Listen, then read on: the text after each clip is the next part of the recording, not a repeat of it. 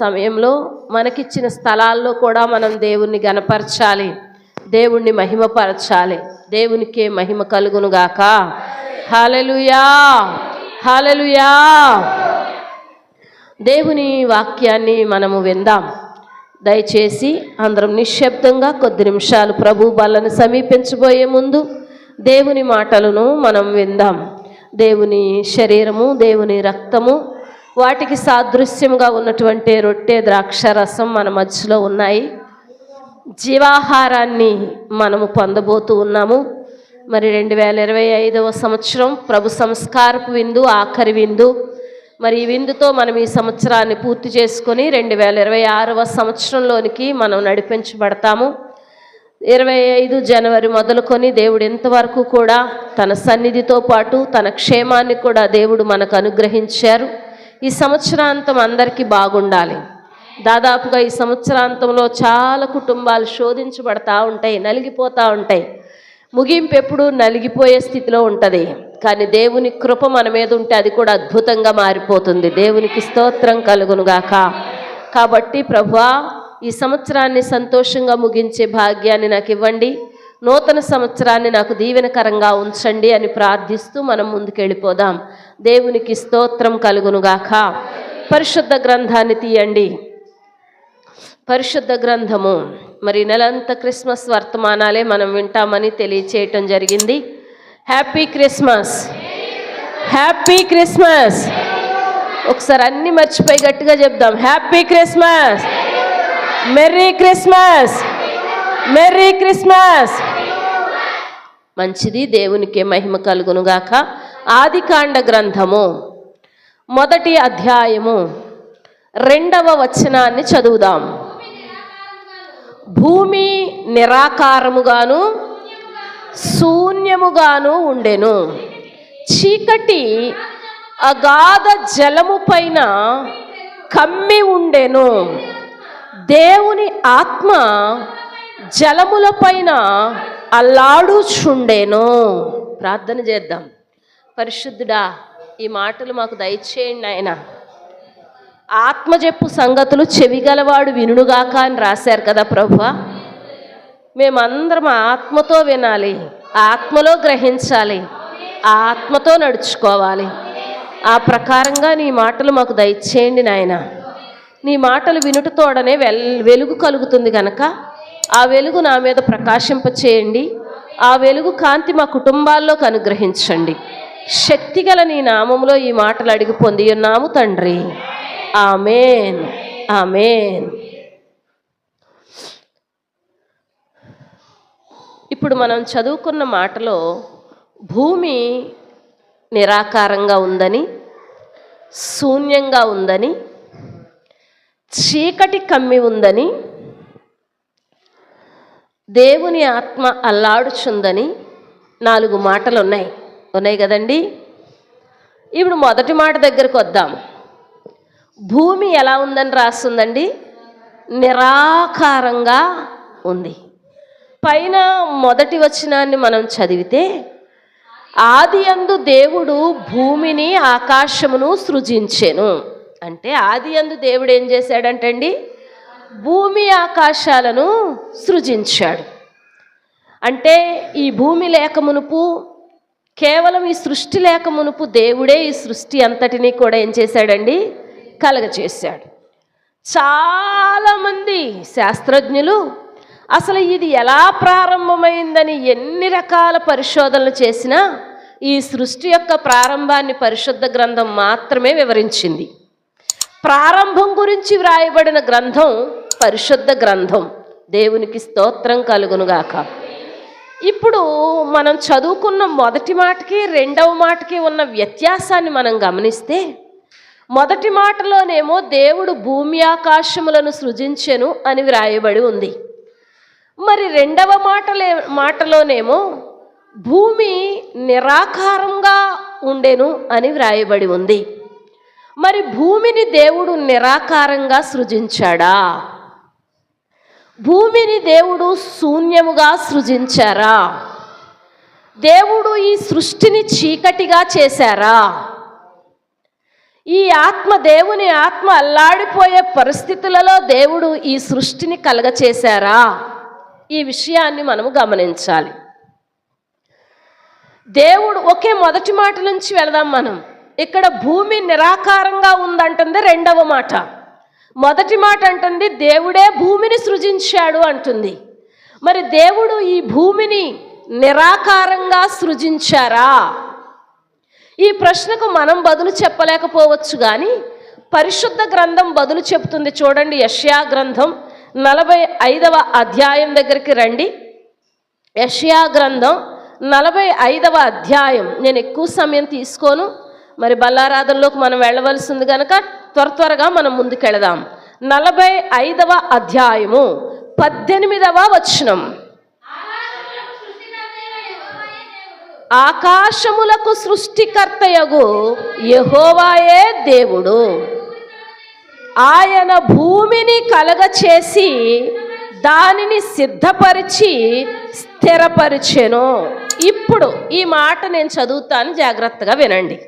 నిరాకారముగా ఉండునట్లు ఆయన దానిని సృజించలేదు, నివాస స్థలమగునట్లుగా ఆయన దానిని సృజించెను.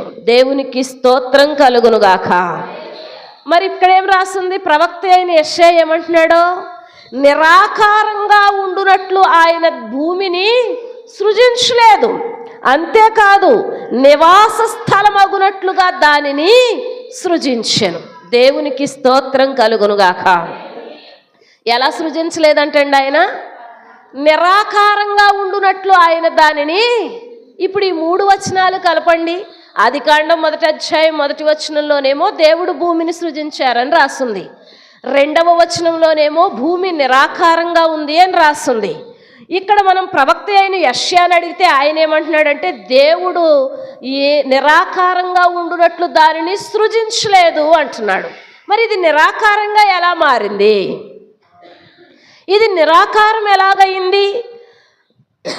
అసలు ముందు ఒక విషయానికి వస్తే, దేవుడు నిరాకారంగా ఉండునట్లు దీన్ని సృజించలేదన్న మాట వాస్తవం. ఎందుకంటే దేవుని యొక్క సృష్టిలో ఏ వంకరతనము కూడా లేదు. దేవుని సృష్టి అద్భుతమైనది. దేవుని సృష్టికి మరొక పోలికంటూ ఏది కూడా లేదు. అంతేకాదు, దేవుడు సృష్టించిన ప్రతిదానికి రూపం ఉంది. దేవుడు సృష్టించిన దానికి దేనికి రూపం లేకుండా దేవుడు మనుష్యుని కలుగజేశాడు, రూపముంది. దేవుడు పక్షుల్ని కలుగజేశాడు, రూపముంది. దేవుడు పశువుల్ని కలుగజేశాడు, రూపముంది. దేవుడు వస్తువులను కలుగజేశాడు, రూపముంది. దేవుడు చెట్లను కలుగజేశాడు, రూపముంది. దేవుడు పర్వతాదులను కలుగజేశాడు, రూపముంది. రూపము లేనటువంటివి చాలా తక్కువగా, బహు అరుదుగా మాత్రమే ఉన్నాయి. కానీ దేవుడు కలగ చేసిన ప్రతి దానికి కూడా ఏముందంటండి? రూపము ఉంది. దేవుడు కలగజేసిన ప్రతిదానికి ఏముందండి? రూపము ఉంది. మరి రూపముతో దేవుడు కలగచేస్తే, మరి ఈ 2వ అధ్యాయంలో భూమి నిరాకారంగా అయిపోయిందనే మాటను మనం ఎలా జ్ఞాపకం చేసుకోవాలి? నేను చెప్పిన మాటలు అర్థమవుతున్నాయా అండి? పిల్లల విషయాలు పక్కన పెట్టేయండి, వాటి మీద దృష్టి పెట్టకండి, దేవుని మాటల మీద దృష్టి ఉంచండి. దేవునికి స్తోత్రం కలుగునుగాక. దేవుడు సృజించిన నీకు నాకు రూపమున్నట్లే దేవుడు సృజించిన ప్రతి వాటికి కూడా రూపము ఉంది. అలాగే భూమికి కూడా దేవుడు రూపము, నివాస స్థలం అనే రూపాన్ని దానికిచ్చి సృజించాడు. మరి 2వ వచనంలో భూమి నిరాకారంగా మారిపోయింది అని రాస్తుంది. అసలు దీని క్లారిటీ ఏంటో మనకు అర్థం కావాలి. విషయం ఏంటంటే, పరిశుద్ధ గ్రంథంలో, ఆదికాండ గ్రంథంలో 1వ వచనానికి 2వ వచనానికి మధ్య కొన్ని సంవత్సరాల వయస్సు ఉంది.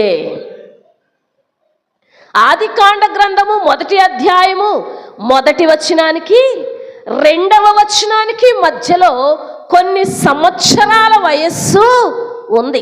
జాగ్రత్తగా వినండి. క్రిస్మస్లో కొన్ని ప్రత్యేకమైనటువంటి వర్తమానాలు దేవుడు మనకి ఇచ్చునుగాక.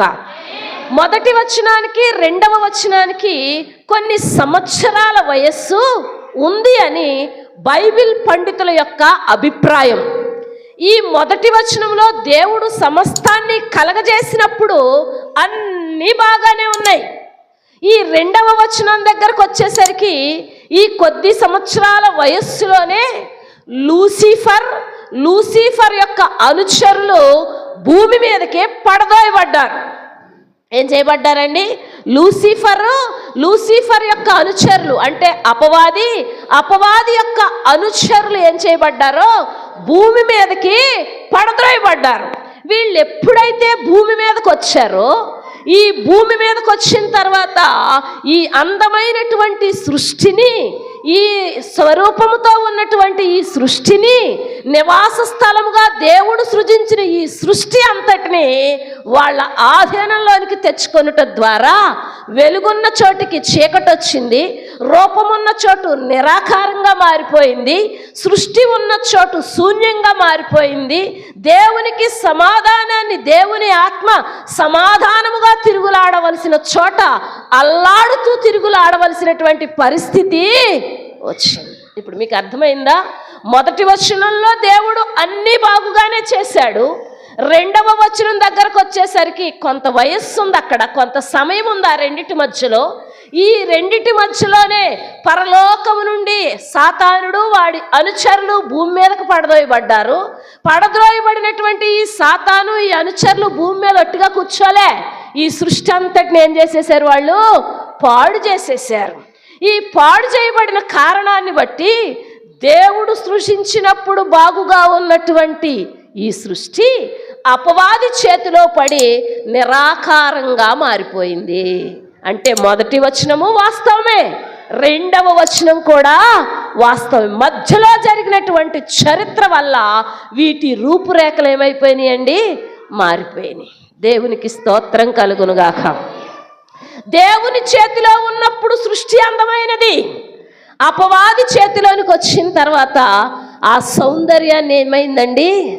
ఆ సౌందర్యం ఏమైపోయింది? ఇప్పుడు 3 విషయాలు మనం ధ్యానం చేద్దాం. 1 భూమి, 2 మనము, 3 క్రీస్తు. 1 భూమి, 2వది మనం, 3వది క్రీస్తు. ఈ భూమి ఏం కోల్పోయిందో మనం కూడా అదే కోల్పోయాం. మరలా భూమిని దేవుడు ఎలా ఆశీర్వదించాడో మనల్ని కూడా ఆశీర్వదించడానికే ఆయన ఈ లోకానికి, హల్లెలూయా హల్లెలూయా. ఇప్పుడు మొదటి విషయాన్ని చూద్దాం. ఇక్కడ అపవాది ద్వారా, అపవాది అనుచరుల ద్వారా భూమి కోల్పోయిన వాటిని గురించి ధ్యానం చేసి మనమేం కోల్పోయామో జ్ఞాపకం చేసుకుని క్రీస్తు ద్వారా మనకేం దొరికిందో జ్ఞాపకం చేసుకుందాం. 1, దేవుని చేతిలో ఉన్నప్పుడు భూమి ఆకారంగా ఉంది. దేవుని చేతిలో ఉన్నప్పుడు భూమి ఎలాగుందంటండి? మనం కూడా దేవుని పోలిక కదండి. ఆదికాండము 1వ అధ్యాయము 26, 27 వచనాలు చూస్తే దేవుడు తన స్వరూపాన్ని మనకిచ్చాడని స్పష్టంగా వ్రాయబడి ఉంది. తన పోలిక చప్పున నరుణ్ణి సృజించాడు. తన స్వరూపమే మనకిచ్చాడు. తన ఊపిరినే జీవవాయువుగా మనకి దయచేస్తే మట్టితో చేయబడిన మనుష్యుడు జీవాత్మగా మారాడు కదండి. ఇప్పుడు ఆకారాన్ని ఇచ్చింది దేవుడు, ఆత్మనిచ్చింది దేవుడు, ప్రాణమిచ్చింది దేవుడు. భూమికి ఎలాగైతే ఆకారాన్ని ఏర్పరిచారో అలాగే మనలను కూడా దేవుడు ఒక ఆకారాన్ని ఏర్పరిచి, ప్రాణవాయువుని ఏర్పరిచి మనల్ని ఒక రూపంగా మలుచుకున్నాడు తన కోసం. దేవునికి స్తోత్రం. మరి ఈ మలుచుకున్నటువంటి మనము ఎవరి చేతిలోకి వెళ్ళాం? ఎవరి చేతిలోకి వెళ్ళాం? అపవాది వాడి అనుచరుల చేతిలోకి వెళ్ళాం. అందుకే భక్తుడు అంటాడు, దేవుడు మనుష్యులను యథార్థవంతులనుగానే పుట్టించెను గాని వాడు వివిధమైన తంత్రములను కల్పించుకొని ఉన్నాడు.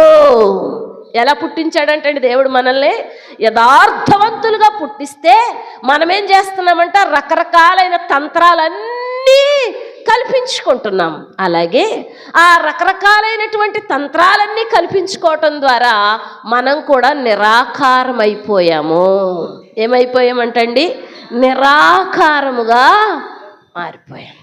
ఇప్పుడు ఈ నిరాకారంగా ఉన్న మనుష్యుణ్ణి అలాగే విడిచిపెట్టేయాలా? మనమైతే పాడైపోయినవాడిని పాడైపోయినట్టే ఉండాలనుకుంటాం. మనమైతే చెడిపోయిన వాడు చెడిపోయినట్టే ఉండాలనుకుంటాం. మనమైతే దుష్టుడుగానే ఉండాలని కోరుకుంటాం. కానీ దేవునికి అలాంటి స్వభావము లేదు. ఒక దుష్టుడు దుర్మార్గుడుగానే మరణించుట యందు నాకు సంతోషము లేదు, కానీ దుష్టుడు తన దౌర్జన్యాన్ని దుర్మార్గతను విడిచిపెట్టి సన్మార్గములో నడుచుట ద్వారా నేను సంతోషించువాడనై ఉన్నాను అంటున్నాడు దేవుడు. మరి అలాంటి సన్మార్గంలో నడిపించేటువంటి ఒక వ్యక్తి కావాలి. నిరాకారంగా, శూన్యంగా, నిరాకారంగా, పనికిరాని వారిగా మారిపోయినటువంటి ఈ ప్రజలకు మరలా దేవుని రూపు తెచ్చే ఒక మార్గదర్శి కావాలి. దేవుని రూపంలోనికి నడిచే ఒక అధికారి కావాలి. దేవుని రూపంలో నడిపించేటువంటి ఒక నాయకుడు కావాలి. దేవుని స్వభావాన్ని తెలియచేసే ఒక దేవుడు కావాలి. అందుకే యేసు ప్రభు ఈ లోకానికి దిగి రావాల్సి వచ్చింది. Happy Christmas. అందుకే యేసుక్రీస్తు ప్రభువారు శరీరధారిగా ఈ లోకానికి వచ్చాడు. మొదటి కారణం ఏంటంటే, అపవాది వారి అనుచరుల చేతిలో పడి నువ్వు కోల్పోయిన మహిమను, నువ్వు కోల్పోయిన స్వభావాన్ని, నువ్వు కోల్పోయినటువంటి ప్రేమను, నువ్వు కోల్పోయినటువంటి యథార్థతను తిరిగి నీకు ఇవ్వటం కోసం ఆయన ఈ లోకానికి వచ్చాడు. ఎలా వచ్చాడు? యెషయా గ్రంథం 53వ అధ్యాయం 2వ వచనాన్ని తర్వాత చదువుకోండి. ఆయన చూడనొల్లని వానిగా మారిపోయాడు. స్వరూపమైనను సొగసైనను ఆయన యొద్ద లేదు. నాగటి చాళ్లతో దున్నబడినట్లుగా ఆయన మారిపోయాడు. ఆయన నిరాకారంగా ఉన్న నీకు నాకు రూపునివ్వటానికి తన రూపాన్నే కోల్పోయిన వాడైపోయాడు. దేవునికి స్తోత్రం. ఆయన దగ్గర ఏం లేదంటండి, సొగసు లేదు, స్వరూపము లేదు, చూడనొల్లని వాడయ్యాడు, వ్యసనాక్రాంతుడయ్యాడు, నలుగగొట్టబడినటువంటి వాడైపోయాడు. కారణం ఏంటో తెలుసా? నువ్వు ఉన్న స్థితి అది అని మనకి చూపించటానికే. నువ్వు ఉన్న స్థితిది. ఇలాగే నువ్వు స్వరూపం లేకుండా ఉన్నావు, ఇలాగే సొగసు లేకుండా ఉన్నావు, ఇలాగే నువ్వు చూడనొల్లని వానిగా ఉన్నావు, ఇలాగే నువ్వు వ్యసనాక్రాంతునిగా ఉన్నావు. అయితే నేను నీ స్థితిలో ఉంచటం నాకు ఇష్టం లేదు. నేను నీ స్థితిలో ఉంటాను, నీవు నా స్థితిలోకి రమ్మని చెప్పటానికే యేసు అలా మారిపోయాడు. దేవునికి స్తోత్రం కలుగునుగాక. క్రిస్మస్ అంటే ఏంటో తెలుసా? పశువుల తొట్టిలో పడుకొని ఉన్న యేసుని చూడటం మాత్రమే కాదు, శిలువ దగ్గర యేసు చేసిన త్యాగాన్ని జ్ఞాపకం చేసుకోవటం. నీకోసం బలి పశువుగా మారిపోయినటువంటి యేసుని నువ్వు జ్ఞాపకం చేసుకోవడం కోసం. ముందుకెళ్ళిపోయే ముందు ఒక మాట చెప్తాను. నిరాకారంగా ఉన్న నువ్వైనా, నిరాకారంగా ఉన్న నీ బ్రతుకైనా, నిరాకారంగా ఉన్న నీ కుటుంబమైనా, నిరాకారంగా ఉన్న నీ పరిస్థితులైనా నీ కోసం దిగి వచ్చిన యేసు దగ్గరకు చేరకుండా మారలేవు.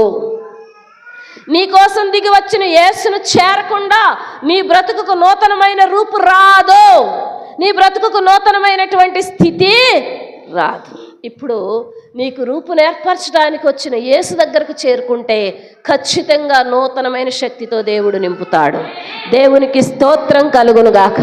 హల్లెలూయా, హల్లెలూయా. రెండవది చూడండి, అక్కడ ఏమని రాసింది? శూన్యముగా ఉంది. ఎలా ఉంది? మొదట ఎలా ఉంది? నిరాకారంగా ఉంది. మళ్ళా దేవుడు ఆకారంగా మార్చుకునే అవకాశం క్రీస్తు ద్వారా మనకి ఇచ్చారు. రెండవది ఎలా ఉందంటండి? శూన్యంగా ఉందంట. దేవునికి స్తోత్రం కలుగునుగాక. జీవం లేదు. ఏం లేదండి? జీవం లేదు, ప్రాణవాయువు లేదు. జీవం కలిగిన భక్తి గొప్పదా, జీవం లేని భక్తి గొప్పదా? దేవునికి శరీరం ఇవ్వటం మంచిదా, మనసుని ఇవ్వటం మంచిదా? మనం ఏమిస్తున్నామంటారు? ఆదివారం ఏదో 2 గంటలు వెళ్ళి కూర్చుని వచ్చేస్తే పని అయిపోద్ది కదండి. ఈ భక్తి నీకు నచ్చుతుందేమో కానీ ఆయనకి నచ్చదు. ఈ భక్తి నీకు సరిపోతుందేమో కానీ ఆయనకి. జీవమున్న వ్యక్తి ఏం చేస్తాడు? తింటాడు, పని చేస్తాడు కదండి. జీవం లేని వ్యక్తికి తిండి అక్కర్లేదు, పని చేసే పరిస్థితి కూడా. అంటే దేవుని మందిరంలో జీవముతో ఉండగోరువాడు వాక్యం అనే ఆహారాన్ని తినాలి, దేవుని కోసం పని చేయాలి.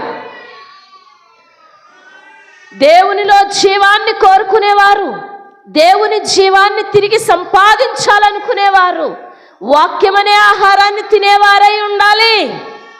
రెండవది, దేవుని కోసం తమ వంతు పని తాము చేసేవారిగా కూడా ఉండాలి. ఈ సృష్టి అపవాది అనుచరులో పడి తన జీవాన్ని కోల్పోయింది. ఇప్పుడు కూడా అపవాది అంటదంట, మందిరానికి వెళ్ళి కానీ ఎనకో, మందిరానికి వెళ్ళి కానీ ఆరాధించుకో, మందిరానికి వెళ్ళి కానీ అలాగే చెప్తారు ఏ మాట లక్ష్య పెట్టుకో, మందిరానికి వెళ్ళి కానీ ప్రేమ నేర్చుకోకు, మందిరానికి వెళ్ళి కానీ క్షమాపణ నేర్చుకోకు, మందిరానికి వెళ్ళి కానీ మంచి నేర్చుకోకు, మందిరానికి వెళ్ళి కానీ మారకో అంటదంట. ఎందుకని? నువ్వు మందిరానికి వెళ్ళటం వల్ల దానికి ఏం ప్రాబ్లం లేదు, కానీ నువ్వు మారటం వల్ల దానికి చాలా ప్రాబ్లం. నువ్వు మారితే దానికి చాలా సమస్య. ఎందుకంటే దాని మాట వినవు. దేవుని జీవం ఉన్నవారెవరు అపవాది మాటలు వినరు. దేవుని జీవంతో నడిచేవారెవరు అపవాదికి లోబడరు. దేవుని జీవాన్ని కోరుకునేవారెవరు చీకటి వారిగా ఉండరు. ఈరోజు మనం గమనించాలి, అపవాది చేతిలో పడినటువంటి ఈ భూమి శూన్యమైపోయింది. భూమి లాంటిదే శూన్యమైపోతే అపవాది చేతిలో పడిన కుటుంబాల్లోకి వెలుగుంటుందా? అపవాదికి అవకాశం ఇచ్చిన కుటుంబాల్లో వెలుగుంటుందా? అపవాదికి అవకాశం ఇచ్చిన వాళ్ళు శూన్యంగా ఉండకుండా ఉంటారా? జాగ్రత్త సుమా. నీ కుటుంబంలో నువ్వైనా నీ ఇతరులైనా లేక నీ జీవితమైన అపవాదికి లోబడిపోయినప్పుడు శూన్యం దాని అంతటా అదే వచ్చేస్తుందన్న సంగతి మర్చిపోకూడదు. దేవునికి స్తోత్రం కలుగును గాక. ఇప్పుడు అందుకే యేసు ప్రభు ద్వారా మనకి కలిగినటువంటి ఆశీర్వాదం ఏంటంటే, యోహాను సువార్త 5వ అధ్యాయము 24వ వచనం. యోహాను సువార్త 5వ అధ్యాయము 24వ వచనం. నా మాట విని నన్ను పంపిన వాని యందు విశ్వాసముంచువాడు నిత్య జీవము గలవాడు, వాడు తీర్పులోనికి రాక మరణములో నుండి జీవములోనికి దాటి ఉన్నాడని మీతో నిశ్చయముగా చెప్పుచున్నాను. దేవునికి స్తోత్రం కలుగును గాక. హల్లెలూయా. గమనించాలి ఏం జరిగిందంటండి ఇక్కడ. యేసు ప్రభు ద్వారా మనం పోగొట్టుకున్న ప్రాణం, మనం పోగొట్టుకున్న జీవం మరలా తిరిగి మనం సంపాదించుకోవచ్చు. నేను ఒక మాట చెప్తాను, ఎక్కడైతే నీ భక్తి శూన్యమైపోయిందో, అది ప్రార్థనలో అయిపోయిందో, విశ్వాసంలో అయిపోయిందో, వాక్యంలో అయిపోయిందో, సాక్ష్యంలో అయిపోయిందో, ఆ శూన్యమైన చోటే నువ్వు సృష్టిగా మారాలి. ఆ శూన్యమైపోయిన నీ పరిస్థితుల దగ్గర నువ్వు ఆగిపోకూడదు. ఆ శూన్యమైపోయిన పరిస్థితుల దగ్గర నువ్వు ఆగిపోకూడదు. ఆగిపోతే నీకు నూతనమైన ఆశీర్వాదాలు లేవు. ప్రభువా, నీ యందు విశ్వాసం ఉంచితే నాలో నిత్య జీవం ఉంచుతానన్నావు. నీ యందు విశ్వాసం ఉంచితే మరణంలో నుంచి జీవంలోనికి దాటిస్తానన్నావు. నేను దాటలేని సముద్రాన్ని దాటించిన ఆయన, నేను దాటలేని అగాధం నుంచి నన్ను దాటించిన ఆయన. వ్యసనాలనే అగాధం, పాపం అనే అగాధం, కోపం అనే అగాధం, అసూయ అనే అగాధం, దేవునికి వ్యతిరేకమైన కార్యాలు చేసే అగాధం, వీటన్నిటి నుంచి దేవుడు మనల్ని ఎందులోకి దాటించాలంటండి? జీవములోనికి. దేవునికి స్తోత్రం కలుగునుగాక. శూన్యంగా మారిపోయిన ఈ సృష్టి అంటే మనం శూన్యమైపోయాం అపవాదిలో. దేవుడు మరలా జీవంలోకి తెచ్చాడు. అందుకే ఆయన దిగి వచ్చాడు. అందుకే ఆయన శరీరధారిగా ఈ లోకానికి రావాల్సి వచ్చింది. Happy Christmas. ఎందుకు హ్యాపీ క్రిస్మస్? మనం మరణములో లేము, జీవములో ఉన్నాము. ఎక్కడున్నాం మనమండి? జీవములో ఉన్నాము. మూడవ మాట కూడా చెప్తాను. ఆదికాండము 3వ అధ్యాయం 18వ వచనం చూడండి. అమ్మ, నేను చెప్తున్నాను కదరా పిల్లలు, మీరు కొంచెంసేపు ఆగండి. అది ముండ్ల తుప్పలను గచ్చ పొదలను, 2 విషయాలు ఉన్నాయి. ఇప్పుడు భూమి మీద ఏమున్నాయంటండి? ముళ్ళ తుప్పలు, గచ్చ పొదలు. ఆదికాండము 1వ అధ్యాయంలో దేవుడు సృష్టి అంతా చేసినట్టు రాసింది కదండి. ఉందంటారా లేదంటారా? దేవుడు ముళ్ళ పొదలు సృష్టించాడా? అమ్మ నా మాట చెప్పాలి సమాధానం. దేవుడు ముళ్ళ పొదలను సృష్టించాడా? ముళ్ళ తుప్పలను సృజించాడా? మరి ముళ్ళ తుప్పలు వేసింది ఎవరు? ముళ్ళ తుప్పలు వేసింది ఎవరు? అపవాది. మొదట ముళ్ళ తుప్పలు మొలిపించింది ఎవరు? ఎవరి ద్వారా వచ్చినాయి? ఆదామవ్వలు ఎప్పుడైతే అతిక్రమంలో పడిపోయారో దేవుడే శపించాడు. దేవుని శాపం ముళ్ళ తుప్పలు, అపవాది ద్వారానే అవి ఈ లోకానికి. ఇప్పుడు మనము ముళ్ళు వలె ఉండాలా, లేక దేవుడు సృజించిన ఫలవృక్షముల వలె ఉండాలా? కొంతమందిని ఏమంటారు? నాకు ముళ్ళు అయిపోయావంటారు. కొంతమందిని ఏమంటారు? ఫలించు ద్రాక్షావల్లి అంటారు కదండి. అంటారా? అనరా? కుటుంబానికి ఒక ముళ్ళు ఉన్నట్టు సంఘాల్లో కూడా కొన్ని ముళ్ళు. అమ్మ కుటుంబానికి సంఘం పెద్ద అతీతమేమీ కాదు. ఒక్క కుటుంబం ఉంటేనే నలుగురు 4 రకాలుగా ఉంటారు, 5గురు 5 రకాలుగా ఉంటారు, 10 మంది 10 రకాలుగా ఉంటారు. కొన్ని 10 కుటుంబాలు కలిసిన వారందరూ ఒకే రీతిగా, కానీ దేవుడు మాత్రం అందరిని ఒకే రీతిగా ప్రేమిస్తాడు. దేవుడు మాత్రం అందరిని ఒకే రీతిగా క్షమిస్తాడు, సరిచేస్తాడు కూడా. దేవునికి స్తోత్రం. మాటతో సరి చేసినప్పుడు మాటతో సరి చేస్తాడు, బెత్తంతో సరి చేసినప్పుడు బెత్తంతో సరి చేస్తాడు, మన్నానిచ్చి సరి చేస్తాడు, మన్నాను తీసేసి కూడా సరి చేస్తాడు. దేవునికి స్తోత్రం. సరిచేసే అవకాశాన్ని మనం ఆయనకి ఇవ్వాలంతే, సరిదిద్దే అవకాశాన్ని ఆయనకు మనం ఇవ్వాలంతే. ఇక్కడ మనం గమనించినప్పుడు ముళ్ళ పొదలు వచ్చేసినాయి. మంచి మొక్కలున్న చెట్ల మధ్యలోకి ఏమొచ్చేసినాయి అంటండి? ఆ ముళ్ళ పొదలు తీయటానికే ఏసీ లోకానికి వచ్చాడు. ఆ ముళ్ళ పొదలు తీసి ఏసి ఎక్కడ పెట్టుకున్నాడు చెప్పండి? ఎక్కడ పెట్టుకున్నాడండి? మన ముళ్ళు ఆయన అలంకారంగా ధరించాడు. మనకి మహిమా కిరీటాన్ని పెట్టిన దేవుడు మన ముళ్ళన్నీ పోగు చేసుకుని ముళ్ళ కిరీటాన్ని తల మీద. కొరింథీయులకు రాసిన పత్రిక మొదటి పత్రిక 15వ అధ్యాయం 56వ వచనంలో మరణమా నీ ముల్లెక్కడా, మరణమా నీ విజయం ఎక్కడా అంటూ సవాలు విసిరిన దేవుడు ఆ ముళ్ళను తీసేయటానికి తన తలను వాడాడు. ఆ ముళ్ళను తీసేయటానికి తన శిరస్సును అప్పగించాడు. మనిషి శరీరం అంతటిలోనూ శిరస్సే ఘనమైనది. మనిషి శరీరం అంతటిలోనూ శిరస్సునే క్షేమంగా కాపాడుకోవాలి. అలాంటి శిరస్సును దేవుడు మన ముండ్లతో అలంకరించుకోవటానికి ఇష్టపడ్డాడు. ముళ్ళ కిరీటం పెట్టుకోవాల్సిన అవసరం లేదు అక్కడ ఆయనకి, కానీ దేవుడు ముళ్ళ కిరీటం తప్పనిసరిగా పెట్టుకోవడం ఎందుకో తెలుసా? నీవు ముళ్ళు వలె ఉన్నావు, ఈ ముళ్ళు నన్ను గుచ్చుతాయని మర్చిపోవద్దని చెప్పటానికి ఆ తల మీద ముళ్ళ కిరీటం ఎప్పుడు సాక్షార్థంగా. ఇప్పుడు ఇంకా నీవు ముళ్ళ కిరీటమై గుచ్చుతున్నావా? నీవింకా ముళ్ళ కిరీటంగానే ఉంటావా? నీవింకా ముళ్ళ తుప్పల వలె ఉంటావా? ముళ్ళ తుప్పల వంటి మనలను, ముళ్ళు వంటి మనలను దేవుడు తన తల మీదకి చేర్చుకొని ఉద్యానవనంగా మార్చాడు. ఎలా మార్చాడంటండి? ఉద్యానవనంగా మార్చాడు. పరమగీతాల గ్రంథం 5వ అధ్యాయం 1వ వచనంలో నా ఉద్యానవనము అన్నాడు. దేవునికి స్తోత్రం కలుగునుగాక. ఎలా మార్చాడంటండి మనల్ని? ముళ్ళ తుప్పలం. ఒకప్పుడు మనల్ని ఎవరన్నా గౌరవించారా? ఒకప్పుడు మనల్ని ఎవరైనా 2 చేతులెత్తి దండం పెట్టారా? ఒకప్పుడు మనకు ఎవరైనా నమస్కారం చేశారా? ఒకప్పుడు మనల్ని ఎవరైనా విలువైన వారిగా ఎంచారా? ఒకప్పుడు మనల్ని ఎవరైనా ఆహ్వానించారా?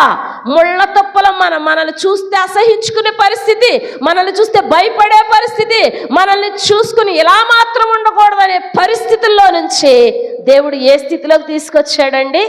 దేవుడు ఎలాంటి స్థితిలోకి తీసుకొచ్చాడు? నువ్వు మర్చిపోవద్దు. ఒకప్పుడు నువ్వు ముళ్ళుగా ఉన్నావు, కానీ ఈరోజు నీరు కట్టబడిన, అంటు కట్టబడిన తోటలాగా ఉన్నావు. ఈ తోటలోకి మళ్ళీ ఏం చేరకూడదు చెప్పండి? ఈ తోటలోకి మళ్ళీ ఏం వేసుకోకూడదు? మనము ముళ్ళు చేర్చుకోకూడదు. ఈ తోటలో మళ్ళీ మనం ముళ్ళు వేసుకోకూడదు. మనం ముళ్ళు వేసుకున్నాం అనుకోండి, ఒకసారి వచ్చి తీసాడు ఆయన, ఈసారి మనల్నే తీస్తాడు, ముళ్ళు తీయడు. ఓసారి వచ్చినప్పుడు ముళ్ళు తీశాడు, ఇప్పుడు ఎవరిని తీస్తాడు? అస్తమానం వచ్చి ముళ్ళే తీస్తాడేటి? అస్తమానం వచ్చి ముళ్ళే తీస్తాడా? ముళ్ళు మళ్ళీ మళ్ళీ మళ్ళీ గుచ్చుకుంది అనుకోండి, ఏమంటాడు డాక్టర్కి? తీసేద్దామమ్మా, సెప్టిక్ అయిపోయింది ఈ భాగం అంతా, గుచ్చి గుచ్చి గుచ్చి పాడైపోయింది ఈ భాగం, ఏమైంది ఈ భాగాన్ని తీసి పక్కన పెడదాం. మన శరీరమైనా అంతే, మన జీవితమైనా అంతే, సంఘంలో మన పరిస్థితి అయినా అంతే. దేవునికి స్తోత్రం కలుగునుగాక. హల్లెలూయా.